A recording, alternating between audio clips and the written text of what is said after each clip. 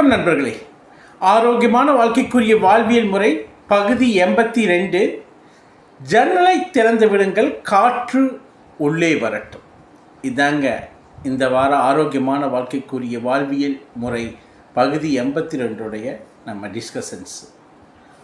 நம்ம ஏன் ஒவ்வொருத்தரும் ஆரோக்கிய குறைபாடு அடையிறோம் அப்படின்னு கேள்வி கேட்டால், அந்த கேள்விக்குரிய பதில்கள் இங்கிலீஷில் 5 why டைப் கொஸ்டின்ஸ் அப்படின்னு சொல்லுவாங்க. அந்த 5 why டைப் கொஸ்டின்ஸ்னால் வைங்கிறத விட W டைப் கொஸ்டின்ஸ்னு கூட சொல்லலாம். ஸோ இந்த W டைப் கொஸ்டின்ஸ் பார்த்திங்கன்னா why, what, when, where, how. இந்த கொஸ்டின்ஸை கேட்கும்போது நம்ம ஆரோக்கிய குறைபாடோடு எப்படி இருக்கோம் அப்படிங்கிறத நம்மளே தெரிஞ்சுக்க முடியும். எதுக்குமே இந்த 5 W டைப் கொஸ்டின்ஸ் நம்ம கேட்க ஆரம்பித்தாலே அதுக்குரிய ஆன்சர் நமக்கு அதில் கிடைக்கும். அப்போ அந்த ஆன்சரை வச்சே நம்ம ஆரோக்கிய பழக்க வழக்கங்களை நம்ம மேம்படுத்திக்க முடியும்.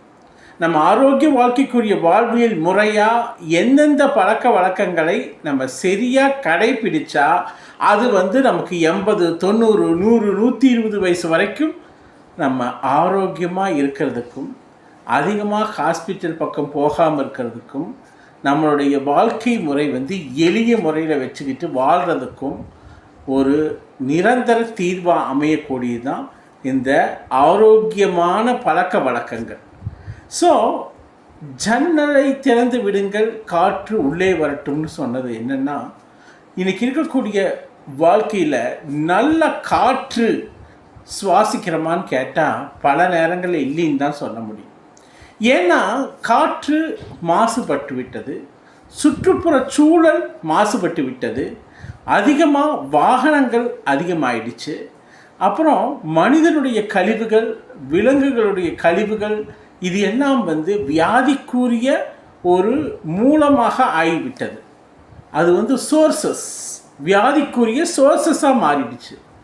ஸோ மனிதன் தனக்குள்ள ஒரு காம்பேக்ட் ஜோன் அல்லது ஒரு கம்ப்ளீட்டாக ஒரு கம்ப்ளீட்டாக ரூம்ஸையும் டோர்ஸையும் லாக் பண்ணிவிட்டு கர்டன்ஸை போட்டு ஏசி ரூமுகளில் இருக்கும்போது கண்டிப்பாக அந்த நோய்களின் தாக்கம், அந்த கிருமிகளின் தாக்கம், அதிலேயே இருக்கிறதுனால ஆக்சிஜன் குறைபாடு, இதெல்லாமே வியாதிகளை அதிகமாக ஏற்படுத்தக்கூடும்.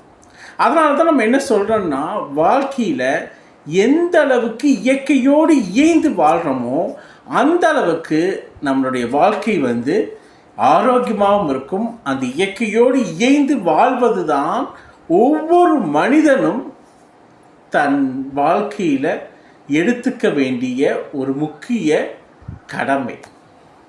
நீங்கள் நம்ம முன்னோர்கள், நம்ம எந்த இனத்திலிருந்து வந்தோன்னு சொல்லப்படுதோ, குரங்கு இனத்திலிருந்து வந்தாலும் நம்ம முன்னோர்கள் எல்லாருமே இயற்கையோடு இயைந்து தான் வாழ்ந்தாங்க.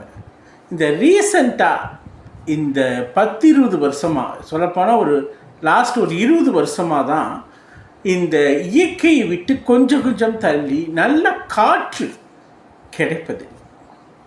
நல்ல காற்று ஏன் கிடைப்பதில்லைன்னா, நமக்கு நாமே செய்து கொண்ட பல தவறுகள்.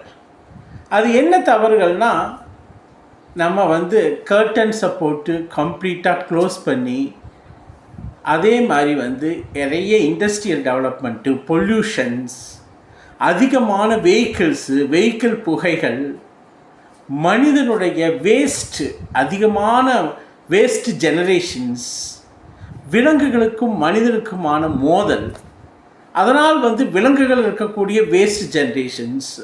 ஸோ இது எல்லாமே ஓவராக என்ன நடக்குதுன்னா, வியாதிகளை இதனால் உருவாக்கப்பட்டு பரப்பப்படுது. இதனால் அன்ஹெல்தி இஷ்யூஸ் மனிதர்களுக்கு ஏற்படுது. இதை பற்றி ஒரு அவேர்னஸ், ஒரு விழிப்புணர்வு குறைவாக தான் இருக்குது. ஸோ இந்த விழிப்புணர்வு நமக்கு வரும்போது, நம்ம நல்ல காற்றை சுவாசிக்கும் போது தான் வியாதிகள் வராது. நம்மளுடைய ஆன்சிஸ்டர்ஸ்லேருந்து கடைசியாக மனித இனம் வந்து இருக்கக்கூடிய எல்லா நிலையிலும் நீங்கள் பார்த்தீங்கன்னா அது இயற்கையோடு ஏய்ந்து இருக்கும்போது நல்ல காற்று வேணும் உடலுக்கு. அந்த நல்ல காற்று தான் உடலில் இருக்கக்கூடிய ஒவ்வொரு திசுவையும் ஆக்சிடேஷன் பண்ணும். உறுப்புகளுக்கு தேவை நல்ல ஆக்சிஜனை ஒழிய நீங்கள் நம்ம எல்லாம் என்ன நினைக்கிறோம், நல்ல சாப்பாடு, ஓகே, நல்ல ஹெல்த்தியான சாப்பாடு சாப்பிட்டாச்சு, நல்லா தூங்குறோம், ஓகே, அதெல்லாம் இருந்தாலும் நல்ல காற்று தான் இந்த உயிரை இயக்கி கொண்டிருக்கிறது. நல்ல காற்று இயக்கி கொண்டிருக்கிறது மட்டும் இல்லாமல் இந்த உடலை ஒரு தூய்மையாக்கக்கூடிய ஒரு கருவி நல்ல காற்று, தூய ஆக்சிஜன். உடலில் இருக்கக்கூடிய இந்த இதயத்தையும் இரத்தத்தையும் இரத்தத்தை அதாவது சுத்தப்படுத்துவதும், அதே மாதிரி அசுத்தத்தை வெளியே அனுப்புவதும், கார்பன் டை ஆக்சைடு, அதே மாதிரி நச்சுக்களை இதில் வந்து வெளியேற்றி உடலை சுத்தமாக வைத்து ஆரோக்கியமாக வைத்து நமக்கு எந்த பிரச்சனை இல்லாமல் பாதுகாப்பது இந்த ஆக்சிஜன் அல்லது ஏர். இது நமக்கு நன்றாக கிடைக்கிறதான்னா எப்படிங்க, கம்ப்ளீட்டாக க்ளோஸ் பண்ணிவிட்டு ஜன்னலை ஃபுல்லாக க்ளோஸ் பண்ணி கர்டன்ஸை போட்டு ஏசி போட்டால் எப்படி காற்று கிடைக்கும்? அதுக்கப்புறம் பார்த்திங்கன்னா நம்ம வெஹிக்கிள்ஸில் போகும்போது காரில் போகும்போது கம்ப்ளீட்டாக ஸ்லைட்ஸை கம்ப்ளீட்டாக க்ளோஸ் பண்ணிட்டு ஏசி ஆன் பண்ணிடுறோம். ஸோ அங்கேயும் ஃப்ரெஷ் ஏர் இல்லை, வீட்லேயும் ஃப்ரெஷ் ஏர் இல்லை. ஸோ ஆல்ரெடி வந்து நம்மளுடைய சுற்றுப்புற சூழ்நிலையே வந்து மாசுபட்டு கிடக்குது. காரணம் இண்டஸ்ட்ரியிலிருந்து வரக்கூடிய அந்த மாசு அடைந்த காற்று, அதுவும் அதே மாதிரி குப்பை கிடங்குகளிலிருந்து வரக்கூடிய மாசுபட்ட காற்றும், அதிக மக்கள் தொகையினால் வரக்கூடிய அந்த கார்பன் டை ஆக்சைடு. மனிதர்கள் எதை வெளியிடுகிறார்கள்னா கார்பன் டை ஆக்சைடு தான் வெளியிடுறாங்க. மரங்கள் தான் வந்து பகலில் ஆக்சிஜனை வெளியிடுது. அந்த ஆக்சிஜன் தான் தூய ஆக்சிஜன், அதுதான் நம் உடலை சுத்தப்படுத்தக்கூடியது. நச்சுக்களை வெளியேற்றி உடலின் ஒவ்வொரு டிஷ்யூவையும் இந்த ஆக்சிஜன் ஆனது சுத்தப்படுத்தி நமக்கு நோய் இல்லாமல் பண்ணக்கூடிய விஷயந்தான் இந்த ஃப்ரெஷ் ஆக்சிஜனில் இருக்குது. ஸோ நம்ம ஃப்ரெஷ் ஆக்சிஜனை சரியாக கரெக்டாக சுவாசிக்கிறோமா? அப்படி சுவாசித்தால்தான் நமக்கு இந்த நோய்களின் தாக்கம் இல்லாமல் இருக்கும். அதுதான் ஆரோக்கியமான வாழ்க்கைக்குரிய வாழ்வியல் முறையாக இருக்க முடியும். நம்ம வந்து நிறைய இயற்கையை விட்டு விலகி அந்த இயற்கையான காற்றின் மகத்துவம் என்ன, அதுதான் நம்மளை வாழ வைத்து கொண்டிருக்கிறது. இந்த உடல் இயங்கி கொண்டிருக்கிறது வந்து ஆக்சிஜன், அதாவது வந்து அந்த காற்று நல்ல காற்று உள்ளே போய் உடலை சுத்தம் செய்து கொண்டு வெளியே வரும்போது கார்பன் டை ஆக்சைடு வெளிவந்தால் தான் உங்களுக்கு நல்ல ஒரு ஆரோக்கியம் மேம்பட்டு இருக்கும். ஸோ இதுக்கு வந்து எந்த அளவுக்கு நம்ம ஆக்சிஜனை எக்ஸ்போஸ் பண்ணுறோம், நல்ல காற்றை சுவாசிக்கிறோம் அப்படிங்கிறது ரொம்ப முக்கியம்.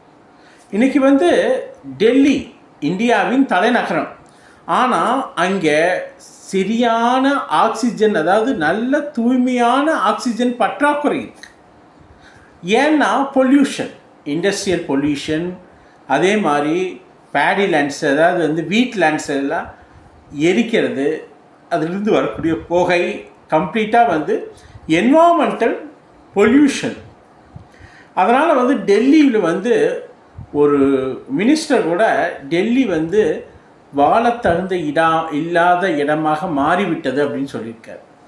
ஸோ ஏன்னா இந்த பொல்யூஷன்னால் மனிதர்கள் சரியான மூச்சு திணறல் ஏற்படுது, நல்ல சுவாசம் கிடைக்கிறதுக்கு, சரியான சுவாசம் கிடைக்கிறதுக்கு கஷ்டப்படுறாங்க.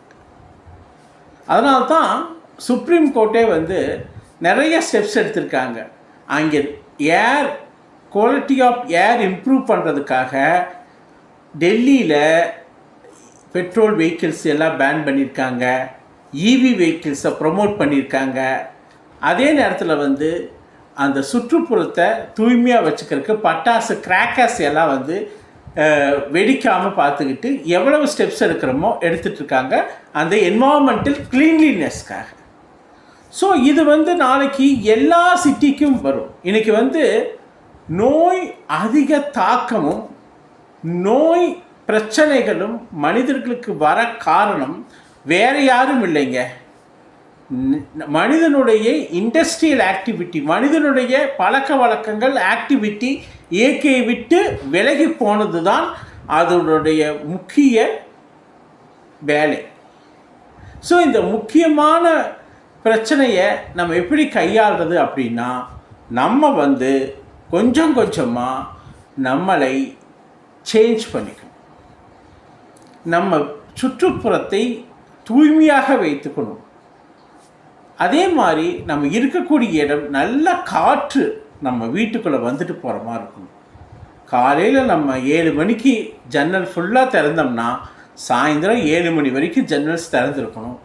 அதுக்கப்புறமும் லைட்டாக சில ஜன்னல்ஸை திறந்து காற்று ஒரு ஃப்ரெஷ் ஏர் வந்துட்டு போயிட்டு இருக்கிற மாதிரி இருக்கணும். உங்களுடைய வேலைகளையும் உங்களுடைய நடவடிக்கைகளையும் மரங்கள் அதிகமாக சூழ்ந்த இடங்களில், காற்று அதிகமாக இருக்கக்கூடிய இடங்களில் எப்பவுமே வச்சுக்கோங்க. அப்படி ஒரு பழக்க வழக்கமாக ஹேபிட்டாக நீங்கள் வைத்து கொள்ளும் போது தான் அது உங்களின் உடல் இயக்கத்துக்கும் இரத்த ஓட்டத்துக்கும் கழிவுகளை கழிப்பதற்கும் நச்சுக்களை வெளியேற்றுவதற்கும் உதவும். அதே மாதிரி கார்கள்லையும் வண்டிகள்லையும் போகும்போது மேக்சிமம் ஏசி ரொம்ப ஹார்ஸ் கிளைமேட்னா யூஸ் பண்ணுங்கள். ஆனால் கொஞ்சம் லைட்டாக காருடைய அந்த டோர்ஸை விண்டோஸை லைட்டாக திறந்து விடுங்க, ஃப்ரெஷ் ஏர் வரட்டும். ஸோ எங்கெங்கெல்லாம் ஃப்ரெஷ் ஏர் கிடைக்குமோ, இல்லை சான்சஸ் இருந்தால் மேக்சிமம் ஃப்ரெஷ் ஏர் கிடைக்கிற மாதிரி பாருங்கள். முடியாத சந்தர்ப்பம், எமர்ஜென்சி, அந்த மாதிரி சூழ்நிலைகள் வேறு. ஆனால் ஃப்ரெஷ் ஏர் உங்களுக்கு கிடைத்து கொண்டே இருக்கணும். உங்களுடைய ரொட்டீன் லைஃப் காலையிலிருந்து நைட்டு வரைக்கும் இரவு படுக்கும்போது கூட உங்களுக்கு நல்ல காற்று கிடைப்பதை நீங்கள் உறுதி செய்யணும். அப்படி நீங்கள் நல்ல காற்றை உறுதி செய்யும் போது தான் உங்களுடைய உடலின் உறுப்புகள் சந்தோஷம் அடையும். அந்த நல்ல உறுப்புகள் சந்தோஷம் அடைந்தால்தான் உங்களுடைய ஓவரால் ஹெல்த்து இம்ப்ரூவ் ஆகும். அப்போ ஓவரால் ஹெல்த் இம்ப்ரூவ் ஆகணும்னா நம்மளுக்கு சுற்றுப்புறம் தூய்மையாக இருக்க வேண்டும். சுற்றுப்புறத்தில் நல்ல காற்று உங்கள் வீட்டுக்குள் வந்து போக வேண்டும். நீங்கள் எங்கெங்கெல்லாம் போகிறீங்களோ அங்கெல்லாம் உங்களுக்கு காற்று, நல்ல காற்று சுவாசிக்கக்கூடிய தன்மையாக இருக்கும். நீங்கள் காலையில் வாக்கிங் போகிற இடம் கூட சுற்றியும் மரங்கள் இருக்கக்கூடிய பசுமையான இடங்களில் அந்த மரங்கள்லேருந்து நல்ல ஆக்சிஜன் உங்களுக்கு அபண்டன்ஸாக வரும். இதில் தொடர்ந்து இந்த மாதிரி ஆக்சிஜன்லேயே பாருங்கள், தொடர்ந்து இந்த காற்றை நல்ல காற்றை சுவாசிக்க பல வியாதிகள் இல்லாமல் போகும். அது மனோவியாதியாக இருந்தாலும் ஹெல்த்துக்கு என்ன பிரச்சனையாக இருந்தாலும் இந்த மாதிரி தொடர்ந்து நீங்கள் நல்ல காற்றை சுவாசிக்கும் போது addition of oxygen, removal of carbon dioxide, நச்சுக்கள் ஆக்சிஜன் உள்ள இழுக்க திசுக்கள் சந்தோஷமாக தன்னுடைய வேலையை செய்யும். நச்சுக்கள், கார்பன் டை ஆக்சைடுங்கிற நச்சு கரெக்டாக வெளியே போக அது உங்களுக்கு ஒரு விதமான நன்மையை செய்யும், ஆரோக்கியத்தை மேம்படுத்தும். ஸோ ஆரோக்கியம் மேம்படணும்னா கண்டிப்பாக நம்ம முன்னோர்கள் எத்தனை நாள் எதெல்லாம் பண்ணாங்களோ, ஆக்சிஜன், அதாவது ஃப்ரெஷ் ஏர், மரங்கள் அதிகமாக வைப்பது வீட்டை சுற்றி, எல்லா பக்கமும் காற்று, நல்ல காற்று வரும். காற்றுக்கு அவ்வளோ ஒரு சக்தி இருக்குது. நம்மளுடைய உடல் இயக்கம் எல்லாமே அந்த காற்றினுடைய, அதுவும் தூய காற்றினுடைய இயக்கம் தான் ஆரோக்கியமாக வைத்து கொண்டிருக்கிறது. அது நுரையீரல் மூலமாக அந்த காற்று எடுக்கப்பட்டு அது அப்படியே அனைத்து உடலில் இருக்கக்கூடிய அனைத்து திசுக்களுக்கும் இந்த காற்று, அதாவது தூய ஆக்சிஜன் சென்றடையுது. அதனால் நச்சுக்களும் வெளியேறுது. ஒவ்வொரு உறுப்பும் தன்னுடைய ஆரோக்கியத்தை தக்க வைத்து கொள்வதற்கு இந்த காற்று, தூய காற்று உதவுது.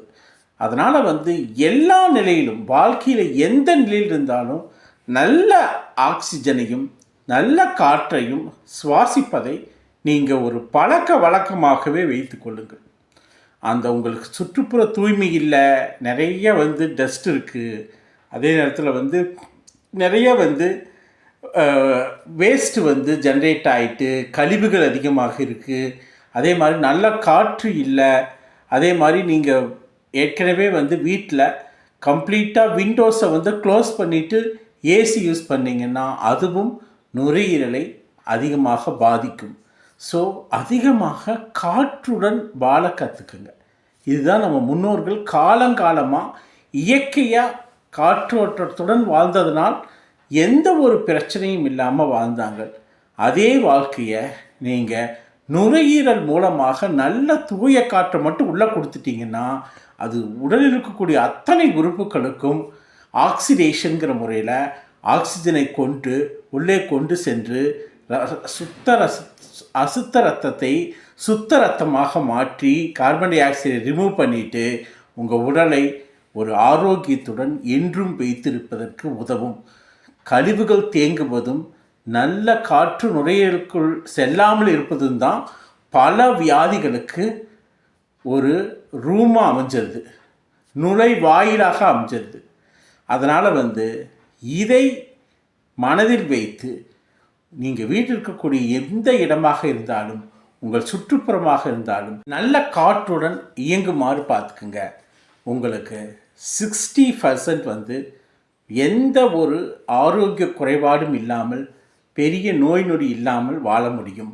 இயற்கையோடு இயந்த ஆக்சிஜனையும் நல்ல காற்றையும் சுவாசிக்கும் போது இதே பழக்க வழக்கமாக நம்ம வைக்கும்போது தான் இது ஒரு ஆரோக்கியமான வாழ்க்கைக்குரிய வாழ்வியல் முறையாக மாற்றினீங்கன்னா இந்த ஆரோக்கியமான வாழ்க்கைக்குரிய வாழ்வியல் முறை, அதாவது நல்ல சுவாசமான காற்றை நம்ம ஜன்னலை திறந்து காற்று உள்ளே வரவிட்டால் அது நமக்கு 80, 90, 120 வயசு வரைக்கும் நல்ல ஒரு ஆரோக்கியத்தை கொடுக்கும். நம்ம வாழ்க்கை பயணத்தையும் எந்த ஒரு பிரச்சனை இல்லாமல் கொண்டு செல்லும். ஸோ இத்துடன் ஆரோக்கியமான வாழ்க்கைக்குரிய வாழ்வியல் முறை பகுதி 82 முடிஞ்சது. நம்ம ஆரோக்கியமான வாழ்க்கைக்குரிய வாழ்வியல் முறை பகுதி 83 சந்திப்போம். இந்த கருத்துக்கள் எல்லாம் பிடித்திருந்தால் லைக் பண்ணுங்கள், ஷேர் பண்ணுங்கள், சப்ஸ்கிரைப் பண்ணுங்கள். இந்த ஆரோக்கியமான வாழ்க்கைக்குரிய வாழ்வியல் முறை பகுதி 82 வரைக்கும் நம்ம பிளேலிஸ்ட்லேயும் அதே நேரத்தில் வீடியோ செஷன்லேயும் வீடியோஸ் அவைலபிளாக இருக்குது. பாருங்கள். கண்டிப்பாக உங்களுக்கு ஆரோக்கியமான வாழ்க்கைக்குரிய வாழ்வியல் முறை, அதோடைய அவேர்னஸ்ஸு, நம்ம வாழ்க்கையில் எவ்வளோ தூரம் ஆரோக்கியமாக நம்மளை வச்சுக்க முடியும், நம்ம வாழ்க்கை பயணத்தை எவ்வளோ தூரம் எக்ஸ்டெண்ட் பண்ண முடியும்னு அதில் பார்த்து தெரிஞ்சுக்கலாம். அது மட்டும் இல்லாமல் மனதோடு கொஞ்சம் பேசுங்கள்னு ஒரு சீரீஸ் போயிட்டுருக்கு, அதுவும் 22 சீரீஸ் போயிருக்கு. ஸோ அதுவும் பிளேலிஸ்ட்லேயும் வீடியோ செஷன்லேயும் இருக்குது. பார்த்தீங்கன்னா மனதை எவ்வளவு தூரம் நம்ம ஹாப்பியாக சந்தோஷமாக வச்சுக்கிட்டா அது நம்ம ஆரோக்கியத்துக்கு எவ்வளோ ஹெல்ப்ஃபுல்லாக இருக்குன்னு இந்த 2 சீரீஸையும் பாருங்கள். உங்களுடைய கருத்துக்களை கமெண்ட் செக்ஷனில் சொல்லுங்கள். நன்றி, வணக்கம்.